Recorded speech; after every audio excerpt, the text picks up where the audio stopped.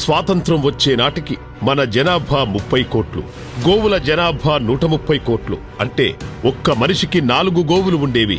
కాని నేడు మన జనాభా 130 కోట్ల పైన ఉండగా గోవుల జనాభా 20 కోట్ల లోపలే ఉన్నాయి.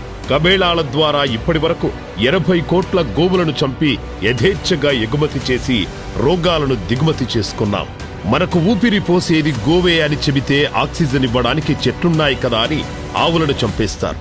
ఆక్సిజన్ కి సిలిండర్లు వచ్చాయని ఇప్పుడు చెట్లను నరికేశారు. చివరకు ఆక్సిజన్ చేత్తో పట్టుకొని బిక్కుబిక్కుమంటూ చోద్యం చూస్తున్నాం.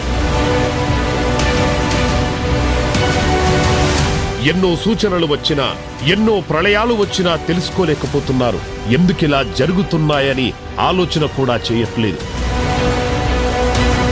కాని కాలంలో వర్షాలతో ముంచేస్తోన్న దానికి కారణం కనుక్కోలేకపోతున్నారు. కరోనాతో ప్రపంచం మొత్తం అతలాకుతలమవుతున్నా, అతివృష్టి అనావృష్టితో పిట్టల్లా రాలిపోతున్నా, క్షణంలో ఆవిరవుతోన్న బతుకులు కంటి ముందే అయినవాళ్లు విగత జీవులై ఊపిరి వదిలేస్తున్నారు. ఏ ఇల్లు చూసినా ఇలాంటి గుండెలు పిండేస్తున్న దృశ్యాలే.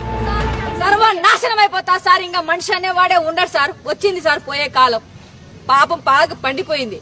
అందుకే సార్ ఏదో ఒక రూపంలో ఇట్లా కరోనా అని వేలకి వేల లక్షలకు లక్షల కోటికి చేరుతాయి సార్. శవాలన్నీ కోటికి నాశనం అయిపోతారు. పాపం పుణ్యం అంతా పండిపోయింది.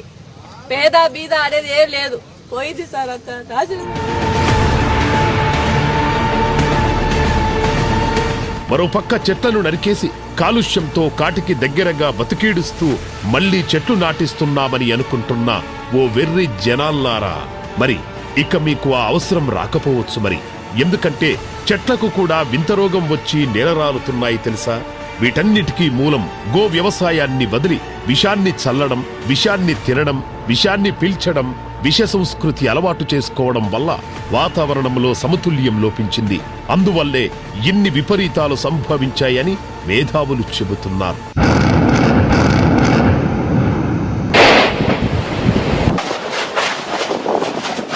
వాతావరణాన్ని సమతుల్యంగా నడిపించాలంటే గోవు వల్లనే సాధ్యమని తెలుసుకోండి.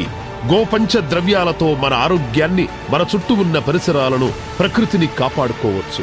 గోవే మన రక్షణ వలయమని ఇప్పటికైనా తెలుసుకోండి. చెట్లు బతకాలన్నా, అంతరిస్తున్న అడవులు పునరంకితమవ్వాలన్నా, ప్రకృతి శాంతించాలన్నా గోవు బతకాలి.